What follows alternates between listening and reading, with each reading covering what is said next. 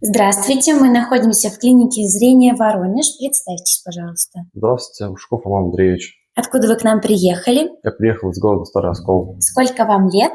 24 года. Как вы узнали о нашей клинике? Я узнал в интернете «Зрение Воронеж». Какой метод лазерной коррекции вам был выполнен? Был выполнен метод фемтоластик.